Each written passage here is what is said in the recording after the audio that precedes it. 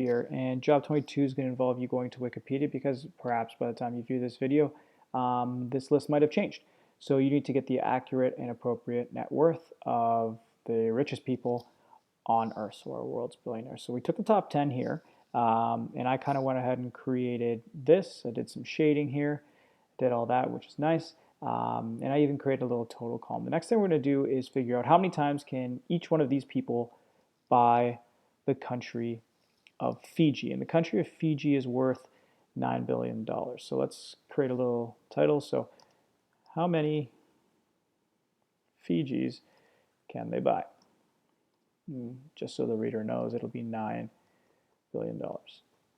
So if Jeff Bezos has 131 billion, how many times can they buy Fiji? Well, we'll take whatever Jeff Bezos is worth, so that's C4, and we'll divide it by 9 because we're trying to figure out how many times it's going to fit.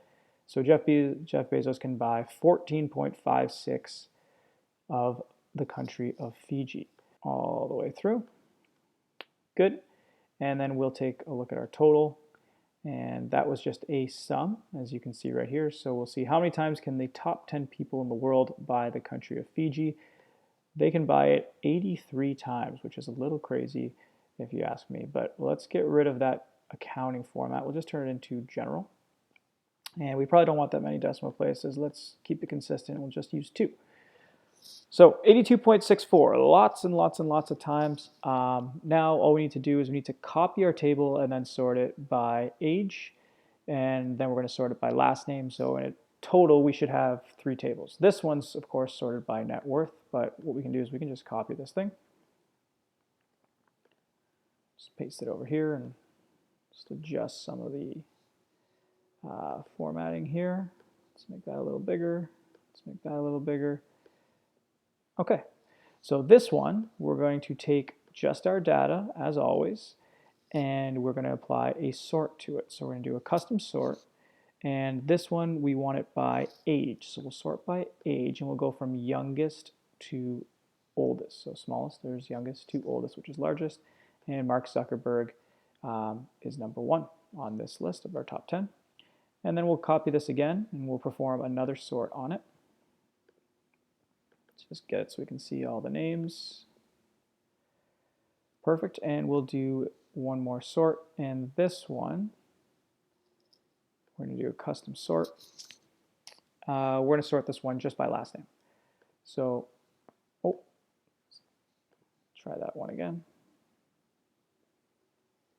Sort and filter, we'll do a custom sort, and I'm running into a little bit of an issue here. So let's see what we got here. If you run into that problem, there's actually a really nice quick fix to it. Take a look at this little checkbox here. So my list has headers. If I do that, well, then I'm going to get this. But if I unclick it, then I'll actually get the actual column name. Now, normally we just try to avoid that problem altogether. So let's see maybe what the issue is here. So I'll start at Mark Zuckerberg. I'll hide all my data again. I'll do a custom sort and see what our problem is. It's still not picking up that. So we're going to have to actually do it the old school way. And I don't mind the old school way. Let's take a look. So we want to sort this by name. So our names are here. So we're going to sort these by names, which is column K. So if you ever run into this issue on a test, don't fear. There's always a way to figure it out. So let's do a custom sort. We're going to unclick this. And remember, we were in column K. So we want to go from Z to A, so we'll do that. And that looks good. We're starting off with the W's going all the way to the A's, and we have got that problem solved, so never fear. All right, and the last thing we need to do is create a bar graph of this data using the net worth column. So we'll go back over to our first one. We're going to create a bar graph of our data, and there's a nice quick way to do this. We can highlight this, and if we hold down the control key, we can also highlight the names, and that way we do this all in one shot. We'll go to insert, go up here, we'll go to column, and we have that looking there for us, which is nice. And it says we need to create it as a new sheet in the workbook, so we're going to go to move chart. We'll create it as a new sheet, and we'll call it net worth. We have that, and then of course we can just go through and format what we need to format. And then we could start putting our axis titles on.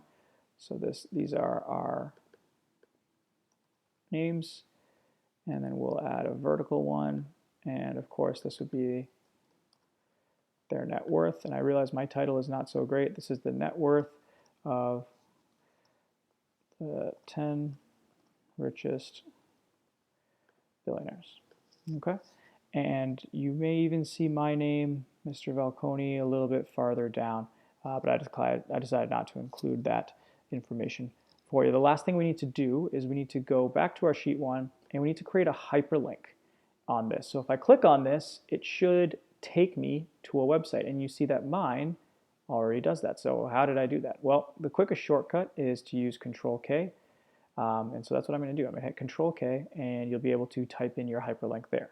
So all you're going to do is just wherever it says this address, copy and paste your URL that you want in, hit OK, and then it's going to screw up the formatting a little bit, which we don't love, but we can make it a little bigger, change it to white to make it look nice, and then if I just click on this, it takes me to the website Job 22.